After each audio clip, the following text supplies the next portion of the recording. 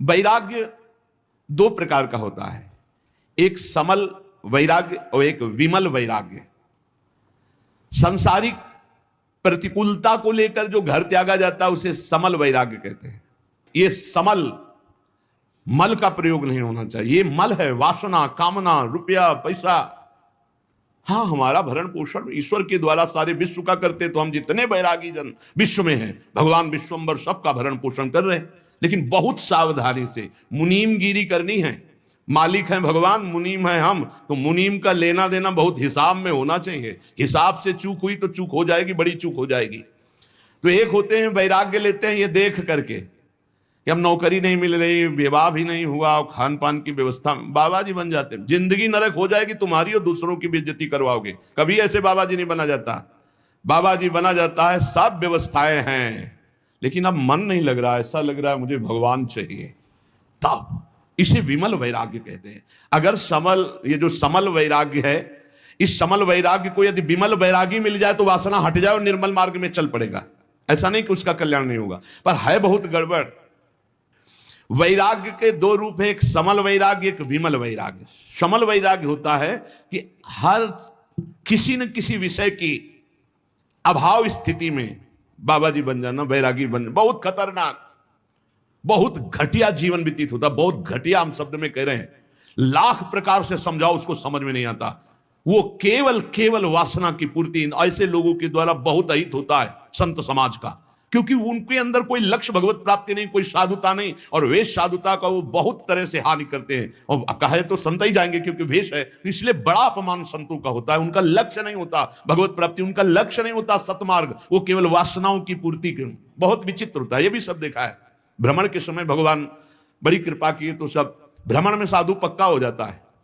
भूख, प्यास, गर्मी, सर्दी, मान, गाली, मार पीट, सब कुछ सहना पड़ता है, सब सहना पड़ता है, उससे परिपक्व हो जाता है। तो जो किसी प्रतिकूलता को लेकर वैराग्य होता है, वो समल वैराग्य होता है। ये ज्यादा दिन नहीं, ये फंसे फंसाए, ये फंसी बिल्कुल फंस जाते हैं। मन जो है ये जब भगवान के लिए व्याकुल हो तब घर छोड़ना चाहिए। नहीं तो हम कह रहे हैं कि भले आप लेबरी करके जियो, लेकिन बाबा जी मत बनना। बाबा जी बनने के लिए एक केवल बात है, अब मुझे भगवान चाहिए। अब आपको कोई परास्त नहीं कर सकता त्रिभुवन में। ये बस बात तुम्हारे अंदर बैठ जाए, आप समझो केवल 2 वर्ष गुरुदेव भगवान 13, 14, 15 और इसके बाद पधार गए। अब पूरा जीवन अनाथ हो गया। अब हम किसके सहारे चले, कैसे चले? अब एक भारी विपत्ति, भारी अव्यवस्था कि हम पुत्र की तरह जिनकी गोद में बैठकर चल रहे थे वो तो अंतर्ध्यान हो गए। अब हमको कौन संभाले? उस समय श्री भगवान का जो तेज हमारे साथ था, हम आपको बताया जब हमारी समस्या आती थी तो संत और आकाश, ये दो का सानिध्य हो जाता था। एकदम एक दिन 3 बजे सुबह तड़के नहा के से आकाश की तरफ कहा, गुरुदेव भगवान अभी तक तो हम निश्चिंत थे आपके बल पर, अब तो मुझे मार्ग भी पता नहीं कैसे चलना है। पूरा जीवन है, कोई साथी नहीं, किसी पर भरोसा नहीं। हमारा शुरू से किसी पर भरोसा नहीं था। भगवत प्रेरणा से, भगवत कृपा से एक हमारे दिमाग में बैठ गया था कि भगवान के सिवा, गुरुदेव के सिवा इस संसार में कोई सतमार्ग में नहीं चला सकता और गिराने वाला हो सकता है। इसलिए कभी हम किसी की सलाह नहीं मानी, कभी हम किसी से प्रश्न नहीं किया, कभी हम किसी की बात सुनने की चेष्टा नहीं की। जो बात गुरु जी ने कही थी उसी को घुमा घुमा करके बार बार उसी पे चलने की चेष्टा की। प्रेरणा आई, उतर जाओ गंगा के तीर पर और कभी किसी एक आश्रम में मत रुकना, बस भ्रमण करो। बस तुरंत मन में आया, बस सफीपुर घाट से कूद पड़े गंगा किनारे, एक गीता पूरा फिर ओ यहां तक वही सच्चिदानंद परम तत्व घुमा। अगर थोड़ा भी कुछ राग लेकर घर से निकलोगे तो फंस जाओगे। आश्रम व्यवस्था, कई जगह भ्रमण में से प्रलोभन आएगी, यहाँ के महंत बन जाओ, ऐसे यहाँ।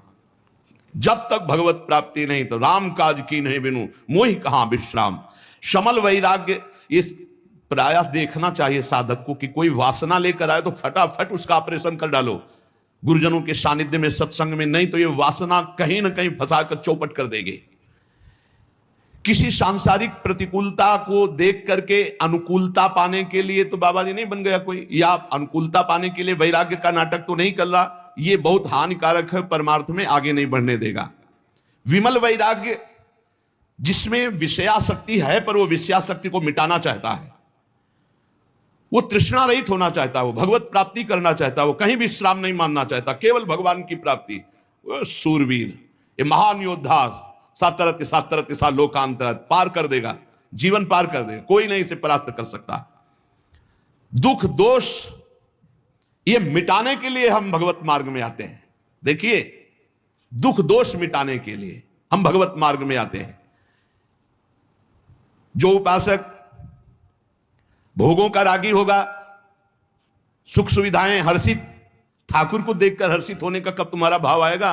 मन अति हर्ष जनावनते ही आज देखी हो परम से। अरे विश्व की हर संपत्ति चरणों में फेंक दी जाए तो भी ऐसे, उधर देखने की इच्छा न हो। सुरपति नरपति लोकपति जिनके भावे घास, रहे परम आनंद में तज सभी गए। सच्चिदानंद का आशिक और छोटी मोटी वस्तुओं में हर्षित हो जाए, ऐसा बुरा लगना चाहिए संसार के पद प्रतिष्ठा भोग सामग्री। जैसे तुम्हें कई अरब रुपया का संकल्प बनाया, तुम्हें 5 का नोट दिया जाए, ये ले 5 का, तो कैसा लगेगा? मानो थप्पड़ मारा। ऐसे अखिल कोटि ब्रह्मांड नायक चाहिए तो लोक परलोक के भोग तुम्हें विश्वत लगने चाहिए। ब्रह्मादि के भोग सब विषम लागत ताई, नारायण ब्रज चंद की लगन लगी। कहीं राजी हो जाए, हे साधक सावधान, कहीं राजी नहीं। अपने को हर समय कसौटी में कसते रहो, कोई जान न पावे।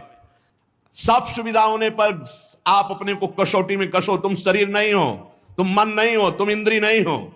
कभी कभी पूरा दिन भूखे रह गए, कोई जान न पाया। और दिनचर्या में फर्क नहीं पड़ना चाहिए। दिनचर्या में फर्क पड़े तो तुम साधु नहीं।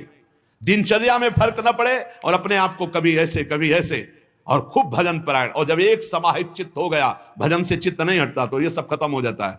फिर तो जो जैसे प्रभु रखे, जो ही प्यारो करे सोई मोहि भावे। पहले कसौटी में कसना चाहिए अपने आप को।